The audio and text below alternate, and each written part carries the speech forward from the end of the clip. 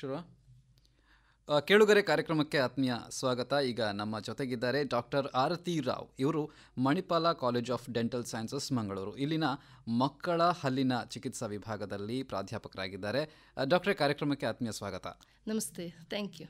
Doctor, ಈಗ ವಿಶೇಷವಾಗಿ ಮಕ್ಕಳ ಬಗ್ಗೆ ಮಾತಾಡೋದ್ರೆ, ಅದರಲ್ಲೂ ಮಕ್ಕಳ ಹಲ್ಲಿನ ಆರೋಗ್ಯದ ಬಗ್ಗೆ ಮಾತಾಡುವಾಗ ಈಗ ನಾವು ಮಕ್ಕಳ ತಜ್ಞರನ್ನು ನೋಡ್ತೇವೆ ಅಥವಾ ಹಲ್ಲಿನ ತಜ್ಞರನ್ನು ನೋಡ್ತೇವೆ. ಈಗ ಮಕ್ಕಳ ಹಲ್ಲಿನ ತಜ್ಞರು ಅಂತ ಒಂದು ವಿಶೇಷ ಒಂದು ವಿಭಾಗ ಯಾಕೆ ಇದು? ಅಂದರೆ ಈಗ ಮಕ್ಕಳಂದರೆ ಅವರು ಮಿನಿಯೇಚರ್ ಅಡಲ್ಟ್ ಅಂತ ಹೇಳಲಿಕ್ಕಾಗೋದಿಲ್ಲ. ನಾವು ಮಕ್ಕಳಂದರೆ ಈಗ ಹುಟ್ಟಿದಾಗ ಒಂದು ಬೇಬಿಯ ಥರ, ಇನ್ಫೆಂಟ್ ಥರ ಇರ್ತಾರೆ. ಆಮೇಲೆ ಅವರು ಬೆಳೆದು ಬೇರೆ ಬೇರೆ ಥರ ಗ್ರೋತ್ ಆಗ್ತಾ ಇರ್ತದೆ ಮಕ್ಕಳಿಗೆ. ಅಂದರೆ ಈಗ 2 ವರ್ಷದ ಮಗು ಬೇರೆ ಥರ, 5 ವರ್ಷದ ಮಗು ಬೇರೆ ಥರ, 10 ವರ್ಷದ ಮಗು ಬೇರೆ ಥರ. ಮಾತ್ರ ನೀವು ಅಡಲ್ಟ್ಸ್ ನೋಡೋದಾದರೆ ಸಾಧಾರಣ ಮಟ್ಟಿಗೆ ಅವರೆಲ್ಲ ಸೇಮೇ ಇರ್ತಾರೆ. ಸೊ ಮಗುವಲ್ಲಿ ಏನಂದರೆ ಫಸ್ಟಿಗೆ ಹುಟ್ಟುವಾಗ ಹಲ್ಲು ಇರೋದಿಲ್ಲ, ಆಮೇಲೆ ಒಂದೊಂದು ಹಲ್ಲು ಬರಲಿಕ್ಕೆ ಶುರು ಆಗ್ತದೆ, ಆಮೇಲೆ ಆ ಹಲ್ಲು ಹೋಗ್ತವೆ, ಇನ್ನೊಂದು ಹಲ್ಲು ಬರ್ತವೆ. ಸೊ ಇದೊಂದು ಡಿಫ್ರೆನ್ಸ್. ಮತ್ತು ಮಕ್ಕಳದ್ದು ಬಾಡಿ ಸಹ ಹಾಗೆ, ಅವ್ರದ್ದು ಅನಾಟಮಿ, ಅವ್ರದ್ದು ಸಣ್ಣದು ಜೀವ ಸಣ್ಣದಿರ್ತದೆ. ಸೊ ಅವ್ರದ್ದು ಫ್ಯಾಟ್ ಕಂಟೆಂಟ್ ಡಿಫ್ರೆಂಟ್ ಇರ್ತದೆ, ಅವ್ರದ್ದು ಹೈಟ್ ವೆಯ್ಟ್ ಎಲ್ಲ ಡಿಫ್ರೆಂಟ್. ಸೊ ನಾವು ಮೆಡಿಸಿನ್ ಪ್ರಿಸ್ಕ್ರೈಬ್ ಮಾಡುವಾಗ ಸಹ ಅವ್ರದ್ದು ಹೈಟ್ ವೆಯ್ಟ್ ನೋಡಬೇಕು. ಸೊ ಅದು ಎಲ್ಲ ಮಕ್ಕಳು ಹೇಳಿದ್ಕೊಳ್ಳೋ ಒಂದು ಕ್ಯಾಟಗರಿ ಮಾಡಲಿಕ್ಕೆ ಆಗೋದಿಲ್ಲ. ಮತ್ತು ಅವ್ರದ್ದು ಬಿಹೇವಿಯರ್ ಸಹ, ಈಗ 2 ವರ್ಷದ ಮಗುಗೆ ಏನು ತಿಳಿದಿರೋದಿಲ್ಲ, ಹೇಳಿದಾಗೆ ಮಾಡ್ತದೆ. 5 ವರ್ಷ 6 ವರ್ಷ ಆಗುವಾಗ ಅವರಿಗೆ ಹೆದರಿಕೆ ಬರ್ತದೆ, ಹಲ್ಲು ಮೊದಲೇ ಮನೆಯಲ್ಲೆಲ್ಲ ಹೇಳಿರ್ತಾರೆ. ಸೊ ಅದು ಅವ್ರದ್ದು ಬಿಹೇವಿಯರ್ ಬೇರೆ ಥರ ಇರ್ತದೆ. 10 ವರ್ಷ 12 ವರ್ಷ ಆಗುವಾಗ ಸ್ವಲ್ಪ ಕಾನ್ಫಿಡೆನ್ಸ್ ಬರ್ತದೆ. ಸೊ ಎಲ್ಲ ರೀತಿಯಲ್ಲಿ ಮಕ್ಕಳು ಒಂದೇ ಟೈಪ್ ಇರುವುದಿಲ್ಲ. ಸೊ ಅವರಿಗೊಂದು ಬೇರೆ ಕ್ಯಾಟಗರಿ ಆಗಲೇಬೇಕು. ಮತ್ತು ಗ್ರೋತ್ ಸಹ ಹಾಗೆ. ಸೊ ನಾವೀಗ ಹಲ್ಲು ಇವತ್ತು ಒಂದು ನೋಡಿದರೆ ಅವರು ಬೆಳೆದು ಮುಂದೆ ಹೋಗಿ 2 ವರ್ಷದಲ್ಲಿ ಬಾಯಿ ಫುಲ್ ಚೇಂಜ್ ಆಗಿರ್ತದೆ.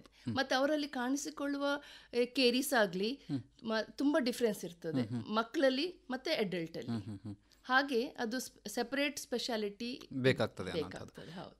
ಈಗ ಡಾಕ್ಟರ್, ಈಗ ಮಕ್ಕಳಲ್ಲಿ ಹಲ್ಲಿನ ಬೆಳವಣಿಗೆ ಹಂತಗಳನ್ನು ಗಮನಿಸೋದಾದರೆ ಇದು ಹೇಗಿರುತ್ತೆ? ಯಾವಾಗ ಹಲ್ಲು ಮೂಡಲಿಕ್ಕೆ ಶುರುವಾಗುತ್ತೆ ಮತ್ತು ಅದು ಯಾವಾಗ ಬೀಳ್ತದೆ? ಈ ಒಂದು ಟೈಮ್ ಲೈನ್ ಬಗ್ಗೆ ಹೇಳೋದಾದ್ರೆ ಹೇಗೆ ಹೇಳ್ತಾರೆ? ಈಗ ಹುಟ್ಟುವಾಗ ಹಲ್ಲಿರೋದಿಲ್ಲ, ಬರೀ ಅದಕ್ಕೆ ನಾವು ಗಂಪ್ಯಾಡ್ ಹೇಳ್ತೇವೆ. ಮತ್ತು ಫಸ್ಟ್ ಹಲ್ಲು ಯೂಶ್ವಲಿ ಅಬೌಟ್ ಒಂದು 6 ತಿಂಗಳಿಗೆ ಬರೋದು ಹಲ್ಲು. ಸೊ ಎದುರಿನ ಹಲ್ಲು ಯಾವಾಗಲೂ ಫಸ್ಟಿಗೆ ಕಾಣೋದು. ಹಲ್ಲಾಗಲಿ ಪರ್ಮನೆಂಟ್ ಹಲ್ಲಿ, ಎದುರಿನ ಹಲ್ಲು ಕೆಳಗಿನ ಹಲ್ಲು ಫಸ್ಟಿಗೆ, ಆಮೇಲೆ ಎದುರಿನ ಮೇಲಿನ ಹಲ್ಲು ಬರ್ತದೆ, ಆಮೇಲೆ ಹಿಂದಿನ ಹಲ್ಲು ಬರ್ತದೆ. ಸೊ ಇದು 6 ತಿಂಗಳಿಗೆ ಶುರು ಆದರೆ 1-2.5 ವರ್ಷವರೆಗೆ ಒಂದೊಂದೇ ಹಲ್ಲು ಬರ್ತಾ ಹೋಗ್ತದೆ. ಮತ್ತು 2.5 ವರ್ಷ ಫುಲ್ ಕೇಳೋದು ನಾವು ಪ್ರೈಮರಿ ಡೆಂಟಿಷನ್, ಅಂದರೆ ಬರೀ ಹಾಲಲ್ಲಿರ್ತವೆ. ಈಗ 2.5 ವರ್ಷದಿಂದ 6 ವರ್ಷವರೆಗೆ ಏನು ಚೇಂಜಸ್ ಜಾಸ್ತಿ ಕಾಣೋದಿಲ್ಲ, ಬರೀ ಹಲ್ಲು ಅಷ್ಟೇ. ಈಗ 6 ವರ್ಷ ಆಗುವಾಗ ಪರ್ಮನೆಂಟ್ ಹಲ್ಲು, ಅಂದರೆ ಶಾಶ್ವತ ಹಲ್ಲು ಬರಲಿಕ್ಕೆ ಶುರು ಆಗ್ತದೆ. ಸೊ ಹಿಂದೆ ಹಲ್ಲು ಬರ್ತದೆ, ಮೊಲಾರ್ಸ್ ಹೇಳ್ತೇವೆ ನಾವು, ಮತ್ತು ಎದುರಿದ್ದು ಹಲ್ಲು ಬಿದ್ದು ಹೋಗ್ತದೆ, ಅದರ ಹಿಂದೆ ಪರ್ಮನೆಂಟ್ ಹಲ್ಲು ಬರ್ತದೆ. ಹಾಗೆ ಒಂದೊಂದೇ ಹಲ್ಲು ಬೀಳ್ತದೆ, ಪರ್ಮನೆಂಟ್ ಹಲ್ಲು ಅದರ ಜಾಗಕ್ಕೆ ಬರ್ತವೆ. ಇದರಲ್ಲಿ ಏನಾದರೂ ವ್ಯತ್ಯಾಸ ಆಗುವಂಥದ್ದು ಇದೆಯಾ?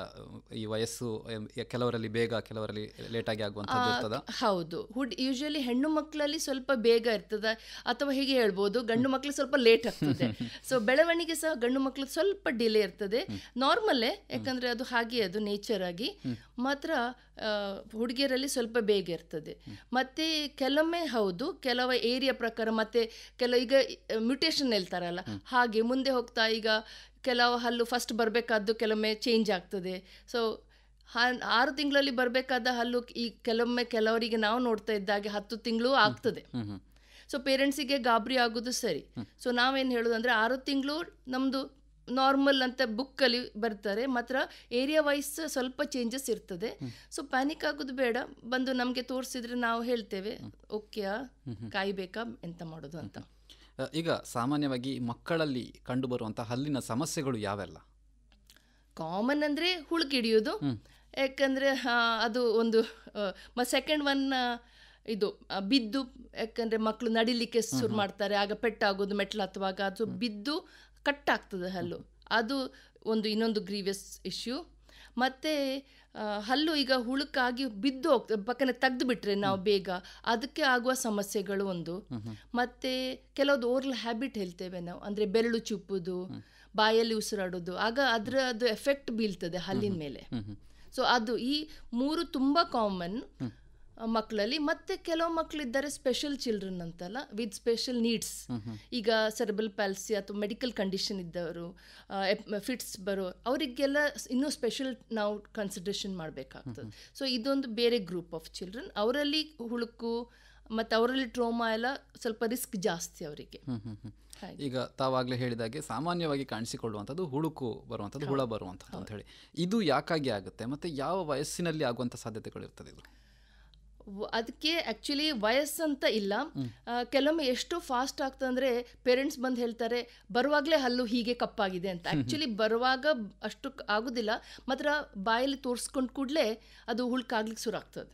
ಸೊ ಹುಳುಕ್ ಯಾಕೆ ಆಗ್ತದೆ ಅಂದರೆ ಅದು ಬೇಸಿಕ್ಲಿ ನಮ್ಮ ಕೈಯಲ್ಲಿ ಎಂತೆಲ್ಲ ಉಂಟು, ಅದು ಎರಡು ಥರ. ಒಂದು ಕ್ಲೀನ್ ಮಾಡಿ ಇಟ್ಕೊಳ್ಬೇಕು, ಅಂದರೆ ಬಾಯಲ್ಲಿ ಬ್ಯಾಕ್ಟೀರಿಯಾ ಇರ್ತದೆ, ಯಾವಾಗಲೂ ಇರ್ತದೆ. ಹಲ್ಲು ಬಂದ ಕೂಡಲೇ ಸ್ಟ್ರೆಪ್ಟೋಕಾಕಸ್ ಮ್ಯೂಟೆನ್ಸ್ ಹೇಳ್ತೇವೆ ನಾವು, ಅದು ಬರ್ತದೆ. ಅದು ಬಂದು ಅದರದ್ದು ಅದಕ್ಕೆ ನಾವು ಊಟ ಮಾಡುವಾಗ ಅಂದರೆ ಕಾರ್ಬೋಹೈಡ್ರೇಟ್ಸ್, ಎಸ್ಪೆಷಲಿ ಶುಗರನ್ನು ಅದು ಅದರದ್ದು ಫುಡ್ ಹೇಳುವ ಬ್ಯಾಕ್ಟೀರಿಯಾದು ಫುಡ್. ಸೊ ಅದು ಅದನ್ನು ಕನ್ಸ್ಯೂಮ್ ಮಾಡಿ ಅದು ಆ್ಯಸಿಡ್ ಪ್ರೊಡ್ಯೂಸ್ ಮಾಡ್ತದೆ, ಲ್ಯಾಕ್ಟಿಕ್ ಆ್ಯಸಿಡ್. ಸೊ ಆ್ಯಸಿಡ್ ಬಾಯಲ್ಲಿ ಪ್ರೊಡ್ಯೂಸ್, ಈ ಆ್ಯಸಿಡ್ ಏನು ಮಾಡ್ತದೆ ಹಲ್ಲು ಮೇಲೆ ಕೂತ್ಕೊಂಡ್ರೆ ಅದು ಎನಿ ಆ್ಯಸಿಡ್, ಈಗ ಒಂದು ಹಲ್ಲು ಅಥವಾ ಬೋನ್ ಮೇಲೆ ಹಾಕಿದ್ರೆ ಬೋನ್ ಸಾಫ್ಟ್ ಆಗ್ತದೆ. ಹಾಗೆ ಹಲ್ಲಿಂದ ಎಲ್ಲ ಮಿನರಲ್ಸ್ ಹೊರಗೆ ಬರ್ತದೆ. ಸೊ ಮಿನರಲ್ಸ್ ಹೊರಗೆ ಬಂದು ಅದು ಜಾಸ್ತಿ ಮಿನರಲ್ಸ್ ಹೊರಗೆ ಬಂದಷ್ಟು ಹಲ್ಲು ವೀಕ್ ಆಗ್ತಾ ಹೋಗಿ ಹೊಟ್ಟೆ ಆಗ್ತದೆ. ಸೊ ಆ್ಯಕ್ಚುಲಿ ಹುಳ ಹೋಗಿ ತಿನ್ನೋದಿಲ್ಲ ಹಲ್ಲನ್ನು, ಮಾತ್ರ ಹುಳದಲ್ಲಿ ಆ್ಯಸಿಡ್ ಪ್ರೊಡ್ಯೂಸ್ ಆಗ್ತದಲ್ಲ ಅದು ಕಾಸ್ ಮಾಡ್ತದೆ. ಸೊ ಈಗ ಜಾಸ್ತಿ ತಿಂದಷ್ಟು, ಶುಗರ್ ಕಂಟೇನಿಂಗ್ ಫುಡ್ ತಿಂದಷ್ಟು ಜಾಸ್ತಿ ಆ್ಯಸಿಡ್ ಪ್ರೊಡ್ಯೂಸ್ ಆಗ್ತದೆ, ಜಾಸ್ತಿ ಕ್ಯಾವಿಟಿ ಆಗ್ತದೆ. ಸೊ ಇನ್ನೊಂದು ಆಸ್ಪೆಕ್ಟ್ ಅಂದರೆ ಕ್ಲೀನ್ ಮಾಡಿ. ಸೊ ಈಗ ನಾವು ಈಗ ತಿಂದ ಕೂಡಲೇ ಬ್ರಷ್ ಮಾಡಿದರೆ ಏನಾಗ್ತದೆ ಅಂದರೆ ಅದು ಆ್ಯಸಿಡ್ ಪ್ರೊಡ್ಯೂಸ್ ಅದು ವಾಶ್ ಆಗಿ ಹೋಗ್ತದೆ. ಓಕೆ.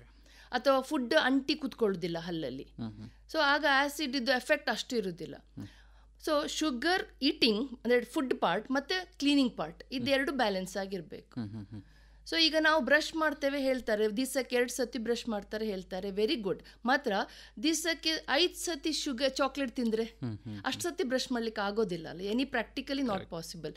ಸೊ ನಾವೇನು ಹೇಳೋದಂದರೆ ಬೆಳಗ್ಗೆ ಎದ್ದು ಎಲ್ಲರೂ ಬ್ರಷ್ ಮಾಡ್ತಾರೆ, ರಾತ್ರಿ ಮಲಗುವ ಮುಂಚೆ ಒಂದು ಇಂಪಾರ್ಟೆಂಟ್ ಬ್ರಷಿಂಗ್. ಈಗ ಶುಗರ್ ಯಾವಾಗ ಅಂದರೆ ಸ್ವೀಟ್ಸ್, ಮಕ್ಕಳಿಗೆ ಸ್ವೀಟ್ಸ್ ಕೊಡೋದು ಬೇಡ ಹೇಳಲಿಕ್ಕೆ ಆಗೋದಿಲ್ಲ. ಸೊ ಯಾವಾಗ ಕೊಡಬೇಕು? ಈಗ ಸಂಜೆ ಹೊತ್ತಿಗೆ ಎಲ್ಲರೂ ಆರಾಮದಲ್ಲಿರ್ತಾರೆ, ಸೊ ಆಗ ಸ್ವೀಟ್ಸ್ ಮಕ್ಕಳು ತಿನ್ನಲಿ ಮತ್ತು ಹೋಗಿ ಬ್ರಷ್ ಮಾಡಲಿ, ಅದು ಸುಲಭ. ಈಗ ಸ್ಕೂಲಲ್ಲಿ ಸ್ವೀಟ್ಸ್ ತಿಂದರೆ ಅಥವಾ ಇದನ್ನ ಒಟ್ಟು ತಿಂತಾ ಹೋದ್ರೆ ಇಡೀ ದಿನ ಎವ್ರಿ ಟೈಮ್ ಬ್ರಷ್ ಮಾಡ್ಲಿಕ್ಕೆ ಮಕ್ಕಳಿಗೆ ಸಾಧ್ಯ ಇಲ್ಲ, ಪೇರೆಂಟ್ಸಿಗೆ ಸಹ ನೋಡ್ಕೊಳ್ಳಿಕ್ಕೆ ಸಾಧ್ಯ ಇಲ್ಲ. ಸೊ ಇದು ಒಂದು ಪ್ರಾಬ್ಲಮ್. ಸೊ ಬ್ರಷಿಂಗ್ ಮತ್ತು ಲೆಸ್ ಸ್ವೀಟ್ಸ್. ಈಗ ಸ್ವೀಟ್ಸಲ್ಲಿ ಸಹ ಈಗ ಈಗ ಸ್ಟಿಕ್ಕಿ ಚಾಕ್ಲೇಟ್ಸ್ ಬರ್ತಲ್ಲ, ಕ್ಯಾಂಡಿ, ನೀವು ಕಚ್ಚಿದ ಕೂಡಲೇ ಅದು ಹಲ್ಲಲ್ಲಿ ಅಂಟಿ ಕೂತ್ಕೊಳ್ತದೆ, ಅದು more at risk, more dangerous. ಈಗ ನೀವು ಈಗ ಮಿಲ್ಕ್ ಚಾಕ್ಲೇಟ್ ಬರ್ತದೆ, ತಿಂದ ಕೂಡಲೇ ಅದು ಒಂಥರ ಸ್ಮೂತ್ ಆಗಿ ಕ್ಲೀನ್ ಆಗಿ ಇಡೀ ಸ್ವಾಲೋ ಆಗಿ ಹೋಗ್ತದೆ, ಹಲ್ಲಲ್ಲಿ ಅಂಟುದಿಲ್ಲ. ಸೊ ಅದು ಬೆಟರ್. ಮತ್ತು ಈಗ ಲಾಲಿಪಾಪ್ ಬರ್ತದೆ. ಈಗ ಲಾಲಿಪಾಪ್ ಅಂದರೆ ಮಕ್ಕಳು ತಿಂತಾ ಇರ್ತಾರೆ, ಬಾಯಲ್ಲಿ ಒಂದು 20 ನಿಮಿಷ ಇಟ್ಕೊಳ್ತಾರೆ, ಅದು ಮೋರ್ ಡೇಂಜರಸ್. ಸೊ ನಾವೇನು ಹೇಳೋದು ಮಕ್ಕಳಿಗೆ, ಪೇರೆಂಟ್ಸಿಗೆ, ಸ್ವೀಟ್ಸ್ ಮಿಲ್ಕಿ ಸ್ವೀಟ್ಸ್ ಕೊಡಿ, ಸ್ಟಿಕ್ಕಿ ಸ್ವೀಟ್ಸ್ ಅವಾಯ್ಡ್ ಮಾಡಿ, ಹಾಗೆ ಫುಲ್ ಸ್ಟಾಪ್ ಮಾಡೋದಕ್ಕಿಂತ. ಓಕೆ. ಈಗ ಒಬ್ಬ ಮಗುವಿಗೆ ಈ ರೀತಿಯ ಹುಳುಕಿನ ಸಮಸ್ಯೆ ಪ್ರಾರಂಭದಲ್ಲಿ ಕಾಣಿಸ್ತು ಅಂತ ಹೇಳಿದರೆ ಅದನ್ನಲ್ಲೇ ತಡಿಲಿಕ್ಕೆ ಸಾಧ್ಯ ಇದೆಯಾ ಅಥವಾ ಅದು ಜಾಸ್ತಿ ಆಗ್ತಾ ಹೋಗುತ್ತಾ ಮುಂದಕ್ಕೆ? ಇಲ್ಲ, ಕೇರೀಸ್ ಪ್ರಿವೆನ್ಷನ್ನು ಮಾಡಲಿಕ್ಕೆ ಆಗುತ್ತೆ. ಅಂದರೆ ಶುರುವಾಗೋ ಮುಂಚೆ ನಾವು ಅದನ್ನು ತಡೆಗಟ್ಬೋದು, ಅಥವಾ ಎನಿ ಸ್ಟೇಜಲ್ಲಿ ಅದನ್ನು ಪ್ರಿವೆಂಟ್ ಮಾಡ್ಬೋದು, ಅಂದರೆ ಸ್ಟಾಪ್ ಮಾಡ್ಬೋದು ಪ್ರೋಗ್ರೆಸ್ಸನ್ನು. ಓಕೆ. ಸೊ ಈಗ ಫಸ್ಟಿಗೆ ಹೇಗೆ ಕಾಣ್ಕೊಳ್ಳೋದು ಅಂದರೆ ಒಂದು ವೈಟ್ ಚಾಕಿ ಏರಿಯಾ ಥರ, ಅದು ಯೂಶ್ವಲಿ ಪೇರೆಂಟ್ಸಿಗೆ ಐಡೆಂಟಿಫೈ ಮಾಡ್ಲಿಕ್ಕೆ ಕಷ್ಟ. ಅದು ನಮಗೆ ಒಳ್ಳೆ ಲೈಟ್ ಹಾಕಿ ಏರಿಯಾ ಎಲ್ಲ ಡ್ರೈ ಮಾಡಿ ನೋಡಲಿಕ್ಕೆ ಆಗ್ತದೆ. ಸೊ ಅದನ್ನು ನಾವು ಅದು ಕ್ಯಾವಿಟಿ ಆಗಿರೋದಿಲ್ಲ ಆಗ. ಅದಕ್ಕೆ ನಾವು ಯೂಶ್ವಲಿ ಪೇರೆಂಟ್ಸನ್ನು ಹೇಳೋದು, ನೀವು ಒಮ್ಮೆ 6 ಮಂತ್ಸಿಗೊಮ್ಮೆ ನಮ್ಮ ಹತ್ರ ಬನ್ನಿ, ನಾವು ಅದನ್ನು ಕ್ಯಾವಿಟಿ ಆಗೋ ಮುಂಚೆ ನೋಡಿದರೆ ಅದನ್ನು ಅಲ್ಲೇ ರಿಪೇರಿ ಮಾಡಲಿಕ್ಕೆ ಆಗ್ತದೆ. ಈಗ ಆಯಿತು, ಬೇಡ ಕ್ಯಾವಿಟಿ ಆಯಿತು ಅಂತ ಎನ್ಸ್ಕೊಳ್ಳುವ, ಕ್ಯಾವಿಟಿ ಆದ ಮೇಲೆ ಸಣ್ಣ ಕ್ಯಾವಿಟಿ ಇರುವಾಗಲೇ ನಾವು ಅದನ್ನು ರಿಪೇರಿ ಮಾಡಿದರೆ ಅದು ಅಲ್ಲಿಗೆ ನಿಲ್ತದೆ.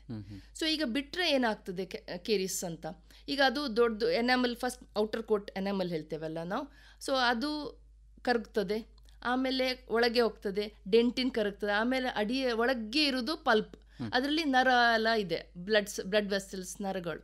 ಸೊ ಅಲ್ಲಿ ಮುಟ್ಟುವಾಗ ಅದೊಂಥರ ಅಡ್ವಾನ್ಸ್ಡ್ ಆಗಿಬಿಡ್ತದೆ. ಮತ್ತು ಟ್ರೀಟ್ಮೆಂಟ್ಸ್ ಅಡ್ವಾನ್ಸ್ ಆಗ್ತದೆ. ಮತ್ತು ಮಕ್ಕಳು ನೋವು ಅನುಭವಿಸಬೇಕು, ಸ್ವೆಲ್ಲಿಂಗ್ ಬರ್ತದೆ, ಸ್ಕೂಲಿಗೆ ಹೋಗ್ಲಿಕ್ಕೆ ಆಗಲ್ಲ, ಆಟ ಆಡ್ಲಿಕ್ಕೆ ಆಗಲ್ಲ, ತಿನ್ಲಿಕ್ಕೆ ಆಗಲ್ಲ, ನಿದ್ದೆ ಕಷ್ಟ. ಸೊ ಇಷ್ಟುವರೆಗೆ ಹೋಗೋ ಬದಲು ಪೇರೆಂಟ್ಸ್ ಒಂದು ರೆಗ್ಯುಲರ್ 6 ಮಂತ್ಸಿಗೊಮ್ಮೆ ನಮ್ಮ ಹತ್ರ ಬಂದರೆ ಇದೆಲ್ಲ ತಡೆಗಿಡಿಸ್ಬೋದು. ಸೊ ಯಾವಾಗಲೂ ನಾವು ಅದೇ ಹೇಳೋದು, ಈಗ ಮಕ್ಕಳಿಗೆ 2 ವೆಕೇಷನ್ ಇರ್ತದೆ, ಒಂದು ಆ್ಯನ್ಯುವಲ್ ವೆಕೇಷನ್, ಒಂದು ಮಿಡ್ ಟರ್ಮ್, 6 ಮಂತ್ಸ್ ಡ್ಯೂರೇಷನ್. ಆಗ ಒಮ್ಮೆ ಬಂದು ನಮಗೆ ತೋರಿಸ್ಕೊಂಡು ಮತ್ತೆ ಅಜ್ಜಿ ಮನೆಗೆ ಹೋಗಿ ಅಂತ. ಸೊ ಈಗ ಇದಕ್ಕೆ ಟ್ರೀಟ್ಮೆಂಟ್ ಕೊಡೋ ಬಗ್ಗೆ ನೀವು ಹೇಳಿದ್ರಿ, ಅಂದರೆ ಟ್ರೀಟ್ಮೆಂಟ್ ಸ್ವಲ್ಪ ಅಡ್ವಾನ್ಸ್ ಆಗುತ್ತೆ ಅಂತ. ಟ್ರೀಟ್ಮೆಂಟ್ ಯಾವ ರೀತಿ ಇರ್ತದೆ ಮುಂದಿನ ಹಂತದಲ್ಲಿ? ಅದು ಪಲ್ಪಿಗೆಲ್ಲ ಇನ್ವಾಲ್ವ್ ಆದ್ರ ಮೇಲೆ ನಾವು ರೂಟ್ ಕೆನಾಲ್ ಟ್ರೀಟ್ಮೆಂಟ್ ಥರ ಮಾಡಬೇಕಾಗ್ತದೆ. ಸೊ ರೂಟ್ ಕೆನಾಲ್ ಅಂದರೆ ಅದು ಒಳಗಿದ್ದು ನರ ಎಲ್ಲ ಕ್ಲೀನ್ ಮಾಡಿ ಅದಕ್ಕೆ ಫಿಲ್ಲಿಂಗ್ ಹಾಕಬೇಕು, ಮತ್ತೊಂದು ಕ್ಯಾಪ್ ಥರ ಕ್ರೌನ್ ಕೊಡಬೇಕಾಗ್ತದೆ. ಸೊ ಅದೊಂದು 2 ಸೆಟ್ಟಿಂಗ್ ಆಗ್ತದೆ. ಮತ್ತು ಅದಕ್ಕೆ ಕೆಲವೊಮ್ಮೆ ಲೋಕಲ್ ಎನಸ್ಥಿಸಿಯಾ ಕೊಡಬೇಕಾಗ್ತದೆ, ಇಂಜೆಕ್ಷನ್. ಸೊ ಅದೆಲ್ಲ ಅಂದರೆ ಮಕ್ಕಳಿಗೆ ನಾವು ಅಡಲ್ಟ್ ಆಗಿ ಥಿಂಕ್ ಮಾಡುವಾಗ ಇಟ್ಸ್ ಓಕೆ ಅಂತ ಫೀಲ್ ಆಗ್ತದೆ. ಪಾಪ ಆ ಮಕ್ಕಳು ಎಷ್ಟು 4 ವರ್ಷ 6 ವರ್ಷದ ಮಕ್ಕಳಿಗೆಲ್ಲ ಎಷ್ಟೊತ್ತು ಕುತ್ಕೊಳ್ಳಿಕ್ಕೆ ಸಾಧ್ಯ ಡೆಂಟಲ್ ಚೇರ್ ಮೇಲೆ? ಸೊ ಅವರಿಗೆ ನಾವು ಅಟ್ಲೀಸ್ಟ್ 1 ಅವರ್, ಅವ್ರು 20 ನಿಮಿಷ ಸಹ ಅವ್ರಿಗೆ ಕಷ್ಟ ಕುತ್ಕೊಳ್ಳಿಕ್ಕೆ. ಸೊ ಆಗ ಅದು ಒಂದು ಮೋರ್ ಕಾಂಪ್ಲಿಕೇಟೆಡ್ ಥರ ಕಾಣ್ತದೆ. ಈಗ ಅವರು ಪಕ್ಕನೆ ಬೇಗ ಅರ್ಲಿ ಸ್ಟೇಜಸಲ್ಲಿ ಬಂದರೆ 5 ಮಿನಿಟ್ಸ್ ಕೆಲಸ. ಸೊ ಈಗ ಮತ್ತೊಂದು ಇಲ್ಲಿ ಪ್ರಶ್ನೆ ಇದೆ, ಈಗ ಹಾಲು ಅನ್ನೋದು ಹೇಗೂ ಬಿದ್ದು ಹೋಗುತ್ತೆ, ಇದ್ರ ಬಗ್ಗೆ ನಾವು ಜಾಸ್ತಿ ಕೇರ್ ತಗೋಬೇಕಾ? ಹಾಲಲ್ಲೂ ಬರುವುದು 6 ತಿಂಗಳಿಗೆ ಹೇಳಿದ್ದಲ್ಲ, ಅದು ಹೋಗ್ಲಿಕ್ಕೆ ಶುರು ಮಾಡೋದು ಹಿಂದಿನ ಹಾಲಲ್ಲಿ ಎಸ್ಪೆಷಲಿ ಹೋಗ್ಲಿಕ್ಕೆ ಶುರು ಮಾಡೋದು 9 ವರ್ಷ. ಸೊ ಅಷ್ಟು ವರ್ಷ ನಮಗೆ ಹಲ್ಲು ಬೇಕು. ಹಲ್ಲು ಯಾಕೆ ಬೇಕು? ಫಸ್ಟ್ ಅಂದರೆ ಜಗಿಲಿಕ್ಕೆ. ಸೊ ಊಟ ಜಗಿಲಿಕ್ಕೆ ಆಗದಿದ್ರೆ ಮಗುಗೆ ಹೆಲ್ತ್ ಇಶ್ಯೂ ಬರ್ತದೆ, ಗ್ರೋತ್ ಸರಿ ಆಗೋದಿಲ್ಲ. ಸೆಕೆಂಡ್ ಈಸ್ಥೆಟಿಕ್ಸ್, ಮಕ್ಕಳದು ಕಾನ್ಫಿಡೆನ್ಸ್, ಬೆಳವಣಿಗೆಯಲ್ಲಿ ಕಾನ್ಫಿಡೆನ್ಸ್ ಹೋದರೆ ಈಗ ಬಾಡಿ ಹೆಲ್ತ್ ಒಟ್ಟಿಗೆ ಮೆಂಟಲ್ ಹೆಲ್ತ್ಸು ಇಂಪಾರ್ಟೆಂಟ್. ಥರ್ಡ್ ಅಂದರೆ ಫೋನೆಟಿಕ್ಸ್, ಮಾತಾಡಲಿಕ್ಕೆ ಸಹ ಕಷ್ಟ ಆಗ್ತದೆ. ಇದೆಲ್ಲ ಆಗಿ 4th ಒನ್ ಏನು ಇಂಪಾರ್ಟೆಂಟ್ ಅಂದರೆ ಈಗ ಹಲ್ಲು ಇರ್ತಾವಲ್ಲ ಅದರ ಜಾಗದಲ್ಲಿ ಪರ್ಮನೆಂಟ್ ಹಲ್ಲು ಬರ್ತದೆ. ಈಗ ಹಲ್ಲು ಬೇಗ ಹೋದರೆ ಪರ್ಮನೆಂಟ್ ಹಲ್ಲು ಅಷ್ಟು ರೆಡಿ ಇರುವುದಿಲ್ಲ ಬರಲಿಕ್ಕೆ. ಆಗೇನಾಗ್ತದೆ, ಅಕ್ಕಪಕ್ಕದ ಹಲ್ಲು ಆ ಜಾಗಕ್ಕೆ ಮಾಲಿ ಪರ್ಮನೆಂಟ್ ಹಲ್ಲು, ಶಾಶ್ವತ ಹಲ್ಲು ಬರುವ ಜಾಗ ಕ್ಲೋಸ್ ಆಗ್ತದೆ. ಸೊ ಆಗೇನಾಗ್ತದೆ, ಶಾಶ್ವತ ಹಲ್ಲು ವಕ್ರ ಆಗಿ ಬರ್ತದೆ. ಸೊ ಪರ್ಮನೆಂಟ್ ಡೆಂಟಿಷನ್ ಚಂದ ನೀಟಾಗಿ ಬರುವದ್ದು ನಾವು ಬೇಗ ಹಲ್ಲು ತೆಗೆದು ಅದು ಇಡೀ ವಕ್ರ ಆಗಿ ಬಂದು ಮತ್ತೆ ಪುನಃ ಕಾಂಪ್ಲಿಕೇಟೆಡ್ ಟ್ರೀಟ್ಮೆಂಟ್ ಬೇರೆ ಅದಕ್ಕೆ, ಯಾಕಂದರೆ ಸರಿ ಮಾಡಲೇಬೇಕಲ್ಲ ಹಾಗೆ. ಸೊ ಆದ್ದರಿಂದ ಹಲ್ಲು ತುಂಬ ಇದು ಅಗತ್ಯ. ಹಾಗೆ ಈಗ ಈ ಹುಳುಕಾದಾಗ ಕೆಲವೊಮ್ಮೆ ನೋವಾಗುವಂಥದ್ದು ಇರ್ತದೆ, ಮಕ್ಕಳಿಗೆ ನೋವು ಕಾಣಿಸ್ಕೊಳ್ತದೆ. ಈ ನೋವನ್ನು ಆ ಕ್ಷಣಕ್ಕೆ ಕಡಿಮೆ ಮಾಡಲಿಕ್ಕೆ ಏನಾದರೂ ಮಾಡಬಹುದಾ ಮನೆಯಲ್ಲಿ ಪೇರೆಂಟ್ಸ್? ಈಗ ನಾವು ಅಂದರೆ ಅದನ್ನೇ ಪರ್ಮನೆಂಟ್ ಟ್ರೀಟ್ಮೆಂಟ್ ಆಗಿ ತೊಗೊಳ್ಬಾರ್ದು. ಕೆಲವರು ಏನು ಮಾಡ್ತಾರೆ, ನೋವು ಕಡಿಮೆ ಆದ್ಕೊಳ್ಳಿ ಅದು ಗುಣ ಆಯಿತು ಎನ್ಸ್ಕೊಳ್ತಾರೆ. ಹಲ್ಲಿದು ಹುಳುಕುಂಟಲ್ಲ ಅದು ಪಲ್ಪ್ ಇನ್ವಾಲ್ವ್ ಆದರೆ ಎಂತ ಸಹ, ಈಗ ಸ್ವೆಲ್ಲಿಂಗ್ ಬಂದರೆ ಒಮ್ಮೆ ಸ್ವೆಲ್ಲಿಂಗ್ ಕಡಿಮೆ ಆದರೆ ಸಹ ಅದು ಟ್ರೀಟ್ಮೆಂಟ್ ಅದರಷ್ಟಕ್ಕೆ ಗುಣ ಆಗೋದಿಲ್ಲ. ಈಗ ತಲೆನೋವು ಗುಣ ಆದಾಗೆ ಹಲ್ಲು ನೋವು ಗುಣ ಆಗೋದಿಲ್ಲ. ಸೊ ಅದಕ್ಕೆ ಒಳಗೆ ಅದು ಟ್ರೀಟ್ಮೆಂಟ್ ಮಾಡಲೇಬೇಕು. ಎಲ್ಲರೂ ಇವತ್ತಲ್ಲಾದ್ರೆ ನಾಳೆ ಪುನಃ ಜೋರಾಗಿ ತೋರಿಸ್ಕೊಳ್ತೇವೆ. ಸೊ ಟೆಂಪರರಿ ಅಂದರೆ ಈಗ ಮನೆ ಮದ್ದು ನಾನು ಪ್ರಿಸ್ಕ್ರೈಬ್ ಮಾಡಲಿಕ್ಕಂತೂ ಅಡ್ವೈಸ್ ಮಾಡೋದೇ ಇಲ್ಲ. ಯಾಕಂದರೆ ನೋಡೋದು ಎಂತ ಸಹ ನಾವು ಪ್ರಿಸ್ಕ್ರೈಬ್ ಜನರಲ್ ಕ್ರೌಡಿಗೆ ಹೇಳಿದ ಕೂಡಲೇ ಮತ್ತು ಅವ್ರು ಟ್ಯಾಬ್ಲೆಟ್ಸ್ ತೊಗೊಳ್ತಾರೆ, ಸುಮ್ಮನೆ ಕೂತ್ಕೊಳ್ತಾರೆ.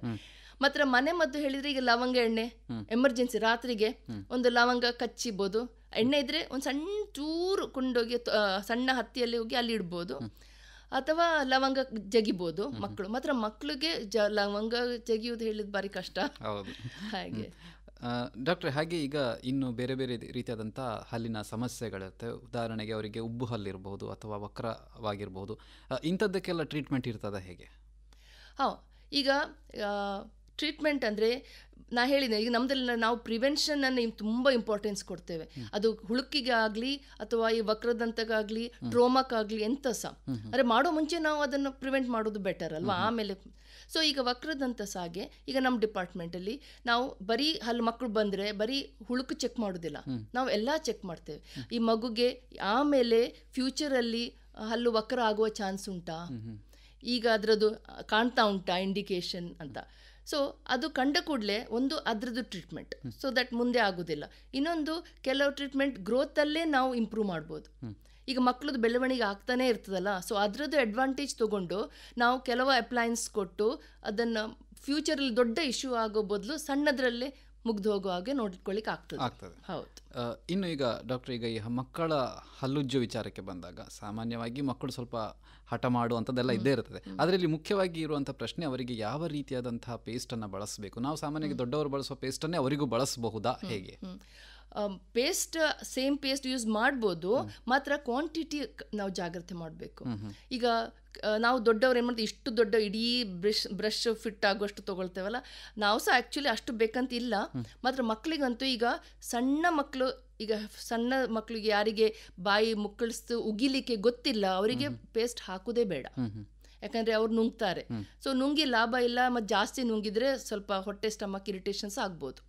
ಸೊ ಈಗ ಮಕ್ಕಳು ಯಾವಾಗ ಹೊರಗೆ ಸ್ಪಿಟ್ ಮಾಡಲಿಕ್ಕೆ ಅವರಿಗೆ ಶುವರ್ ಆಗ್ತಾರ, ಆಗ ಒಂದು ರೈಸ್ ಕಾಳು, ಅಕ್ಕಿ ಕಾಳು ಅಷ್ಟು ಒಂದು ಚೂರು ಸ್ಮಿಯರ್, ಜಸ್ಟ್ ಒಂದು ಹೀಗೆ ಸ್ಮಿಯರ್ ಮಾಡಿದರೆ ಸಾಕು, ಅಷ್ಟು ಮಕ್ಕಳಿಗೆ ಸಾಕಾಗ್ತದೆ. ಸ್ವಲ್ಪ ದೊಡ್ಡದು ಆದಮೇಲೆ ಒಂದು 5-6 ವರ್ಷ ಆಗುವಾಗ ಒಂದು ಗ್ರೀನ್ ಪೀ ಬರ್ತಾ ಇದು ನಮ್ದು ಅಷ್ಟು ಬಟಾಣಿ ಸೈಜ್ ಇದ್ದು ಹಾಕಿದರೆ ಸಾಕು. ಸೊ ಕ್ವಾಂಟಿಟಿಯಲ್ಲಿ ಮ್ಯಾನೇಜ್ ಮಾಡಬೇಕು ಮಕ್ಕಳಂದ್ರೆ, ಇಲ್ಲ ಸುಮ್ಮನೆ ನುಂಗಬಾರ್ದು ಟೂತ್ಪೇಸ್ಟ್ ಹಾಗೆ.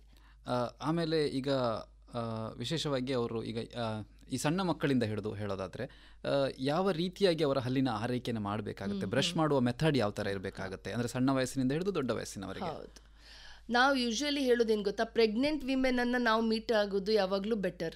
ಯಾಕಂದರೆ ಅವರು ಮಗು ಹುಟ್ಟುವಾಗ ಹಲ್ಲಿ ಇರುವುದಿಲ್ಲ, ಮಾತ್ರ ಗಮ್ ಪ್ಯಾಡ್ಸ್ ನಾ ಹೇಳಿದೆಲ್ಲ, ಆಗ ಅಂದರೆ ನಿಜಿ ಇರ್ತದೆ, ಆ ನಿಜಿಯನ್ನು ಕ್ಲೀನ್ ಮಾಡಲಿಕ್ಕೆ ಶುರು ಮಾಡಬೇಕು. ಸೊ ಪೇರೆಂಟ್ಸಿಗೆ ಮೊದಲೇ ಗೊತ್ತಿರಬೇಕು, ಹುಟ್ಟಿದಾಗಿಂದ, ಯಾಕಂದ್ರೆ ಹಾಲು ಕುಡಿತಾರೆ, ಹಾಲು ಕುಡಿಯುವಾಗ ಅಲ್ಲಿ ಒಂದು ಪದ್ರ ಬರ್ತದೆ, ಸೊ ಅದು ಕ್ಲೀನ್ ಮಾಡಿ. ಸೊ ಒಂದು ಸಾಫ್ಟ್ ಬಟ್ಟೆ ವೆಟ್ ಮಾಡಿಕೊಂಡು ತಾಯಿ ಒಂದು ಒರೆಸಿದ್ರೆ ಸಾಕು, ಹಾಲು ಕುಡಿದು ಕೂಡಲೇ ನಿಜ್ಜಿಯನ್ನು ಒರೆಸಿದ್ರೆ ಆಯಿತು. ಈಗ ಹಲ್ಲು ಬರ್ಲಿಕ್ಕೆ ಶುರು ಆಗುವಾಗ ಯೂಶ್ವಲಿ ಒಂದು ಅಥವಾ 2 ಹಲ್ಲು ಬರ್ತವೆ, ಆಗ ಬೆರಳಿಗೆ ಫಿಕ್ಸ್ ಮಾಡುವಂಥ ಬ್ರಷ್ ಸಿಗ್ತದೆ ಮಾರ್ಕೆಟಲ್ಲಿ, ವೆರಿ ಸಾಫ್ಟ್, ತುಂಬ ಒಂಥರ ರಬ್ಬರ್ ಥರ ಸಾಫ್ಟ್ ಇರ್ತದೆ. ಸೊ ಅದನ್ನು ಯೂಸ್ ಮಾಡ್ಬೋದು.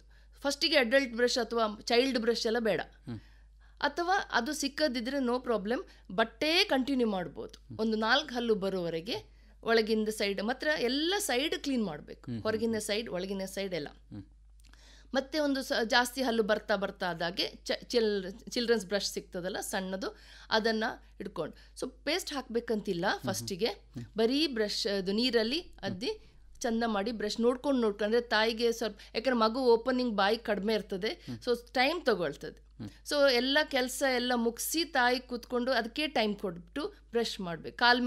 ಕಾಲನ್ನು ಉದ್ದ ಮಾಡಿ ನೆಲದಲ್ಲಿ ಕೂತ್ಕೊಂಡು ಮಗುವನ್ನು ಕಾಲ ಮೇಲೆ ಹಾಕ್ಕೊಂಡು, ಯಾರಾದರೂ ಹೆಲ್ಪ್ ತೊಗೊಳ್ಬೋದು, ಕೈ ಕಾಲು ಹಿಡ್ಕೊಳ್ಳಿಕ್ಕೆ ಮೆಲ್ಲಕ್ಕೆ, ಮತ್ತು ಬಾಯಲ್ಲಿ ಬ್ರಷ್ ಮಾಡೋದು. ಸೊ ಮಕ್ಕಳು ದೊಡ್ಡದಾದಾಗೆ ಕಾಲಿಂದ ಸುಮ್ಮನೆ ಮಲ್ಕೊಳಿಸ್ಲಿಕ್ಕೆ ಆಗೋದಿಲ್ಲ, ಸೊ ನಿಂತ್ಕೊಂಡು ಬ್ರಷ್ ಮಾಡಬೇಕು.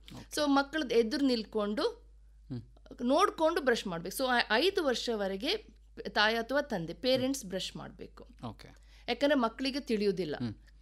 5 ವರ್ಷ ನಂತರ ಒಂದು 6 ತಿಂಗಳು ಸ್ಲೋಲಿ 1 ಇಯರ್ ಮೆಲ್ಲಕ್ಕೆ ವೀನ್ ಆಫ್ ಮಾಡಬೇಕು. ಅಂದರೆ ಮಕ್ಕಳು ಬ್ರಷ್ ಮಾಡಲಿ, ಇವರು ಅದನ್ನು ಸೂಪರ್ವೈಸ್ ಮಾಡಬೇಕು. ಆಮೇಲೆ ಪೇರೆಂಟ್ಸ್ ಒಂದು ಗಮನ ಕೊಟ್ಟರೆ ಸಾಕು, ಮಕ್ಕಳು ಬ್ರಷ್ ಮಾಡ್ತಾರೆ. ಮಾತ್ರ ಹುಳುಕೆಲ್ಲ ಸುರ ಆದರೆ ಅರ್ಥ ಮಕ್ಕಳು ಸರಿ ಮಾಡ್ತಾ ಇಲ್ಲ ಅಂತ ಪುನಃ ಪೇರೆಂಟ್ಸ್ ರೋಲ್ ಆ್ಯಕ್ಟಿವ್ ಆಗಬೇಕು. ಹಾಗೆ ದಿನಕ್ಕೆ ಎಷ್ಟು ಸರಿ ಬ್ರಷ್ ಮಾಡುವಂಥದ್ದು ಐಡಿಯಲ್ ಆಗಿರುತ್ತೆ? ನಮ್ಮದು most important brushing is at night. ಯಾಕಂದರೆ ಬಾಯಲ್ಲಿ ಏನೂ ಇರೋದಿಲ್ಲ, ಸೈಲೆಂಟ್ ಆಗಿರ್ತದೆ, ಟಂಗ್ ಮೂಮೆಂಟ್ ಇರೋದಿಲ್ಲ, ನಾವು ಏನು ಕುಡಿಯೋದಿಲ್ಲ. ಸೊ ಸಲೈವ ಬ್ಯಾಕ್ಟೀರಿಯಾ ಎಲ್ಲ ಒಂದೇ ಕಡೆ ಇರ್ತಾವಲ್ಲ, ಆಗ ಅದು ಗ್ರೋತ್ ಆಗ್ತದೆ. ಸೊ ನಾವು ಮತ್ತು ಫುಡ್ಡೆಲ್ಲ ರಾತ್ರಿ ತಿಂದದ್ದು ಅಲ್ಲೇ ಇದ್ದರೆ ಬ್ಯಾಕ್ಟೀರಿಯಾಕ್ಕೆ ಒಳ್ಳೆ ಫುಡ್ ರೆಡಿ ಸಿಗ್ತದೆ. ಸೊ ಬ್ರಷ್ ಮಾಡಿ ಎಲ್ಲ ಮಲಗಿದ್ರೆ ಸೊ ತಿಂದದ್ದೆಲ್ಲ ಒಮ್ಮೆಗೆ ಕ್ಲೀನ್ ಆಗ್ತದೆ. ಸೊ ರಾತ್ರಿ ಒಂಥರ ಕ್ಲೀನ್ ಮೌತ್ ಇರ್ತದೆ. ಸೊ ರಾತ್ರಿ ಮಲಗುವ ಮುಂಚೆ ಚೆಂದ ಮಾಡಿ ಬ್ರಷ್ ಮಾಡಿ, ಫ್ಲಾಸ್ ಮಾಡೋದು ಏಜ್ ಆದರೆ ಫ್ಲಾಸ್ ಮಾಡಿ, ಆಮೇಲೆ ಬರೀ ಮಲ್ಕೊಳ್ಬೇಕು. ರಾತ್ರಿ ಬರೀ ನೀರು ಕುಡಿಯಲಿಕ್ಕೆ. ಈಗ ಮಕ್ಕಳಲ್ಲಿ ಇನ್ನೊಂದು ಮೇನ್ ಇಂಪಾರ್ಟೆಂಟ್, ನಾವು ಅರ್ಲಿ ಚೈಲ್ಡ್ಹುಡ್ ಕೇರೀಸ್ ಅಂತ ಹೇಳ್ತೇವೆ. ಅಂದರೆ ಅದು 5 ವರ್ಷ 6 ವರ್ಷಕ್ಕಿಂತ ಸಣ್ಣ ಮಕ್ಕಳಲ್ಲಿ ಕಾಣೋದು. ಅದು ಮಕ್ಕಳು ಸಣ್ಣದು, ಅವರಿಗೆ ಸಣ್ಣ ಪ್ರಾಬ್ಲಮ್ ಆದರೂ ಅವರಿಗೆ ಎಫೆಕ್ಟ್ ಜಾಸ್ತಿ. ಸೊ ಮಾತ್ರ ಪ್ರಾಬ್ಲಮ್ ಏನಂದರೆ, ಯೂಶ್ವಲಿ ಮಕ್ಕಳು ರಾತ್ರಿ ಬಾಟ್ಲಲ್ಲಿ ಹಾಲು ಹಾಕಿ ಬಾಯಲ್ಲಿ ಇಟ್ಕೊಂಡು ಮಲಗ್ತಾರೆ, ಅಥವಾ ಮೊಲೆ ಹಾಲು ಕುಡಿಯುವಾಗ ಸಾಗೆ ರಾತ್ರಿ ಎದ್ದುಕೊಂಡು ಕುಡಿತಾರೆ, ಮತ್ತೆ ಕ್ಲೀನ್ ಮಾಡೋದಿಲ್ಲ ಬಾಯಿ. ಸೊ ಅದು ಮೇನ್ ಕಲ್ಪ್ರಿಟ್. ಸೊ ನಾವು ಪೇರೆಂಟ್ಸಿಗೆ ಹೇಳೋದಂದ್ರೆ ಎಂತ ಸಹ ರಾತ್ರಿ ಹಾಲು ಜ್ಯೂಸ್ ಎಂತ ಸಹ ಕೊಡಬಾರ್ದು, ಬರೀ ನೀರು. ಸೊ ಈ ಹ್ಯಾಬಿಟ್ ಇದ್ದವರು ಇಮ್ಮಿಡಿಯೇಟ್ಲಿ ಸ್ಟಾಪ್ ಮಾಡಬೇಕು. ಈಗ ಹಾಲು ಕೊಡುವ ಮಗು ಆದರೆ ಸಹ, ಈಗ 1 ವರ್ಷವರೆಗೆ ಹಾಲು 1.5 ವರ್ಷವರೆಗೆ ಹಾಲು ಮೊಲೆ ಹಾಲು ಕೊಟ್ಟರೆ ಸಹ ರಾತ್ರಿ ಕೊಡಬಾರ್ದು. ಕೊಟ್ಟರೆ ಎದ್ದು ಬಾಯಿ ಕ್ಲೀನ್ ಮಾಡಿಸಿಯೇ ಮಲಗಿಸ್ಬೇಕು. ಓಕೆ. ಡಾಕ್ಟರ್, ಈಗ ಈ ಒಂದು ಆಹಾರದ ಬಗ್ಗೆ ಹೇಳೋದಾದರೆ ಯಾವ ರೀತಿಯಾದಂಥ ಆಹಾರವನ್ನು ಮಕ್ಕಳಿಗೆ ನೀಡಿದರೆ ಅವರ ಹಲ್ಲಿನ ಆರೋಗ್ಯದ ಮೇಲೆ ಉತ್ತಮ ಪರಿಣಾಮ ಬೀರುತ್ತೆ ಅಂತ ಹೇಳ್ತೀರಾ? ನಮ್ಮ ಆರೋಗ್ಯಕ್ಕೆ ಹೇಗೆ ಬೇಕು ಅದೇ ಆಹಾರಗಳು, ಪ್ರೋಟೀನ್, ಕಾರ್ಬೋಹೈಡ್ರೇಟ್ಸ್, ಫೈಬರ್ಸ್, ಮಿನರಲ್ಸ್ ಅದೆಲ್ಲ ಬೇಕು. ಮತ್ತು ಹಾಲು ಅದು ಲೈಕ್ ಬೋನಿಗೆ ಏನು ಬೇಕು, ಬೋನ್ ಗಟ್ಟಿ ಆಗಲಿಕ್ಕೆ ಕ್ಯಾಲ್ಶಿಯಂ ಬೇಕು. ಸೊ ಇದೇ ಆಹಾರ ತಿನ್ನಬೇಕು. ಹಲ್ಲಿಗೆ ಸಹ ಅದೇ ಎಫೆಕ್ಟಿವ್. ಸೊ ಫುಲ್ ಗ್ರೋತಿಗೆ ಹೇಗೆ ನ್ಯೂಟ್ರಿಷನ್ ಪ್ರಿಸ್ಕ್ರೈಬ್ ಮಾಡ್ತಾರೆ, ಸೇಮ್ ಥಿಂಗ್ ಫಾರ್ ಹಲ್ಲು. ಒಮ್ಮೆ ಹಲ್ಲು ಲೈಕ್ ಡೆವಲಪ್ ಆದ ಮೇಲೆ, ಅಂದರೆ ಹಲ್ಲು ಫುಲ್ ಶೇಪ್ ಆಗಿ ಬಂದು ಎಲ್ಲ ಮತ್ತೆ ಬಾಯಿಗೆ ಬಂದ ಮೇಲೆ ಉಂಟಲ್ಲ, ಬಾಡಿದು ನ್ಯೂಟ್ರಿಷನ್ ಅಷ್ಟು ಎಫೆಕ್ಟ್ ಆಗೋದಿಲ್ಲ ಹಲ್ಲಿಗೆ, ಮಾತ್ರ ಗಮ್ಸಿಗೆಲ್ಲ ಎಫೆಕ್ಟ್ ಆಗ್ತದೆ. ಹಲ್ಲು ಹೊರಗೆ ಇರಪ್ಟ್ ಆದ ಮೇಲೆ ನಾವು ಹೊರಗೆ ಹೇಗೆ ನೋಡ್ಕೋತೇವೆ ಅಂತ, ಬ್ರಷ್ ಮಾಡೋದು, ಚಾಕ್ಲೇಟ್ಸ್ ಸ್ವೀಟ್ಸ್ ಎಲ್ಲ ಕಡಿಮೆ ತಿನ್ನೋದು, ಇದು ಮೋರ್ ಮ್ಯಾಟರ್ಸ್. ಮತ್ತು ತಮ್ಮ ಅನುಭವಕ್ಕೆ ಬಂದ ಹಾಗೆ ಪಾಲಕರಲ್ಲಿ, ಅಂದರೆ ವಿಶೇಷವಾಗಿ ತಂದೆ ತಾಯಿ ಅಂದರಲ್ಲಿ ಯಾವ ರೀತಿಯಾದಂಥ ತಪ್ಪು ತಿಳುವಳಿಕೆಗಳಿದೆ ವಿಶೇಷವಾಗಿ ನಮ್ಮ ಮಕ್ಕಳ ಹಲ್ಲಿನ ಆರೋಗ್ಯಕ್ಕೆ ಸಂಬಂಧಿಸಿದ ಹಾಗೆ? ಒಂದು, ಈಗ ನೀವು ಹೇಳಿದ ಹಾಗೆ ಹಲ್ಲಲ್ಲ ಬಿದ್ದು ಹೋಗ್ತದೆ ಹೌದು, ಮಾತ್ರ ಆಮೇಲೆ ಅಷ್ಟರವರೆಗೆ ಹಲ್ಲು ಬೇಕು. ಸೊ ಅದರದ್ದು ಪ್ರಾಬ್ಲಮ್ಸ್ ಆಲ್ರೆಡಿ ಡಿಸ್ಕಸ್ ಆಗಿದೆ. ಇನ್ನೊಂದು ಅಂದರೆ ಬೇಸಿಕ್ಲಿ ಟ್ರೀಟ್ಮೆಂಟಿಗೆ ಕಾಸ್ಟ್ ಸಹ ಮಾತ್ರ ಈಗ ನಮ್ಮ ಕಾಲೇಜಲ್ಲೆಲ್ಲ ಕಾಸ್ಟ್ ಅಷ್ಟು ಬರೋದಿಲ್ಲ. ಸೊ ಅದು ಡಿಟರೆಂಟ್ ಆಗಬಾರ್ದು. ಮತ್ತು ಇನ್ನೊಂದು ಇದು ಬ್ರಷ್ ಮಾಡೋದು. ಪೇರೆಂಟ್ಸಿಗೆ 2 ವರ್ಷದ ಮಕ್ಕಳೆಲ್ಲ ತುಂಬ ಸ್ವಲ್ಪ ಇಂಡಿಪೆಂಡೆಂಟ್ ಆಗಬೇಕು ಅಂತ ಹೇಳಿ ಅವರೇ ಹಠ ಮಾಡ್ತಾರೆ. ಆಗ ಪೇರೆಂಟ್ಸ್ಗೆ ಕಷ್ಟ ಆಗ್ತದೆ. ಎಸ್ಪೆಷಲಿ ಮೆನಿ ಪೀಪಲ್ ಜಾಯಿಂಟ್ ಫ್ಯಾಮಿಲಿಯಲ್ಲಾದರೆ ಆಯಿತು ನೀನು ತಗೋ ಬ್ರಷ್ ಮಾಡ್ಕೊ ನೀನೆ ಅಂತ, ಮಾತ್ರ ಮಕ್ಕಳು ಸುಮ್ಮನೆ ಆಟ ಆಡ್ತಾರೆ ಹಾಗೆ. ಸೊ ಅವರು ಹಠ ಕಟ್ಟಿ ಅವರೇ ಬ್ರಷ್ ಮಾಡಬೇಕು. ಮಕ್ಕಳಿಗೆ ಅವಳು ಬಿಡುವುದಿಲ್ಲ, ಅವನ್ ನನಗೆ ಕೇಳೋದೇ ಇಲ್ಲ ಬ್ರಷ್ ಮಾಡಲಿಕ್ಕೆ ಅಂತ ಹೇಳಿದರೆ ನಮ್ಮ ಹತ್ರ ಬರಲಿ, ನಾವು ಟೀಚ್ ಮಾಡ್ತೇವೆ ಅವರಿಗೆ ಹೇಗೆ ಕನ್ವಿನ್ಸ್ ಮಾಡಿ ಹೇಗೆ ಬ್ರಷ್ ಮಾಡೋದು ಅಂತ. ಈ ಬ್ರಷ್ ಮಾಡುವ ವಿಧಾನದ ಬಗ್ಗೆ ಹೇಳೋದಾದ್ರೆ ಇದನ್ನು ಹೇಗೆ ತಿಳ್ಕೊಬೋದು, ಯಾವ ಥರ ಬ್ರಷ್ ಮಾಡಬೇಕು ಅನ್ನುವಂಥದ್ದು? ಅದು ಆ್ಯಕ್ಚುಲಿ ನಾವು ಡೆಮಾನ್ಸ್ಟ್ರೇಷನ್ ಯೂಶಲಿ ಕೊಡ್ತೇವೆ ಹೇಗೆ ಬ್ರಷ್ ಮಾಡಬೇಕಂತ ನಮ್ಮಲ್ಲಿ ಬಂದಾಗ. ಒಂದು ಅದನ್ನ ಹೇಳಿದೆ, ಒಂದು ಪೇರೆಂಟ್ಸ್ ಮತ್ತು ಮಗುದು ಪೊಸಿಷನ್ ಒಂದು ಇಂಪಾರ್ಟೆಂಟ್. ಸೆಕೆಂಡ್ ಏನಂದರೆ ಹಲ್ಲಲ್ಲಿ ತುಂಬ ಭಾಗ ಇದೆ. ಈಗ ಮೇಲಿನ ಭಾಗ ಅಂದರೆ ಜಗಿಯೋ ಭಾಗ, ಮತ್ತು ಸೈಡ್ಸ್ ಇದು 2, ಒಂದು ಹೊರಗೆದ್ದು ಒಂದು ಒಳಗೆದ್ದು, ಮತ್ತು ಅಕ್ಕಪಕ್ಕದ ಹಲ್ಲಿದ್ದು ಸೈಡ್. ಸೊ ಒಟ್ಟು ಒಂದು 5 ಭಾಗ ಇದೆ. ಸೊ 5 ಭಾಗಕ್ಕೆ ಸಹ ಬ್ರಷ್ ಹೋಗುವ ಹಾಗೆ ನೋಡಬೇಕು. ಸೊ ಈಗ ಅಕ್ಕಪಕ್ಕದ ಹಲ್ಲು ನಡುವಲ್ಲಿ ಬ್ರಷ್ ಹೋಗೋಲ್ಲ, ಅದಕ್ಕೆ ಫ್ಲಾಸ್ ಅಂತ ಹೇಳೋದು ನಾವು. ಫ್ಲಾಸ್ ಅಂದರೆ ಒಂದು ಥ್ರೆಡ್ನಾಗಿರ್ತದೆ, ಅದು 2 ಹಲ್ಲು ನಡುವಲ್ಲಿ ಹೋಗಿ ಅಲ್ಲಿ ಕುತ್ಕೊಂಡ ಫುಡ್ಡಿದ ಪಾರ್ಟಿಕಲ್ಸ್ ಅಥವಾ ಪ್ಲಾಕ್ ಎಲ್ಲ ಅದನ್ನು ತೆಗಿತದೆ. ಸೊ ಫುಲ್ ಡೆಂಟಲ್ ಕೇರ್ ಅಂದರೆ ಬ್ರಷಿಂಗ್ ಆ್ಯಂಡ್ ಫ್ಲಾಸಿಂಗ್. ಮತ್ತೇನಾದರೂ? ಮತ್ತು ಇದು ಈಗ ಸಣ್ಣ ಮಕ್ಕಳು ಬರ್ತಾರಲ್ಲ, ಈಗದ್ದು ಟೆಕ್ನಾಲಜಿ ಆ್ಯಕ್ಚುಲಿ ತುಂಬ ಇಂಪ್ರೂವ್ ಆಗಿದೆ ಮಕ್ಕಳ ಟ್ರೀಟ್ಮೆಂಟಲ್ಲಿ. ಸೊ ಸಣ್ಣ ಮಕ್ಕಳು ಈಗ ಅವರಿಗೆ ತಿಳಿಯುವುದಿಲ್ಲ, ಅವರಿಗೂ ಒಳ್ಳೆದಕ್ಕೋಸ್ಕರ ನಾವು ಮಾಡೋದು, ಅಥವಾ ಒಂದು ಫಿಯರ್ ಆಫ್ ಅನ್ನೋನ್ ಇರ್ತದೆ, ಇವ್ರು ಏನು ಮಾಡ್ತಾರಾ ಅಂತ. ಅದಕ್ಕೆ ಸರಿಯಾಗಿ ಮನೇಲಿ ಎಲ್ಲರೂ ಡಾಕ್ಟರ್ ಕರ್ಕೊಂಡು ಹೋಗ್ತಾನೆ ಇಂಜೆಕ್ಷನ್ ಕೊಡ್ತಾರೆ ಅಂತ ಹೆದರಿಸಿರ್ತಾರೆ ಆಲ್ರೆಡಿ. ಸೊ ಅಂಥ ಮಕ್ಕಳಿಗೆ ನಮ್ದ್ರ ಈಗ ನೈಟ್ರಸ್ ಆಕ್ಸೈಡ್ ಅಂತ ಇದೆ ಡಿಪಾರ್ಟ್ಮೆಂಟಲ್ಲಿ.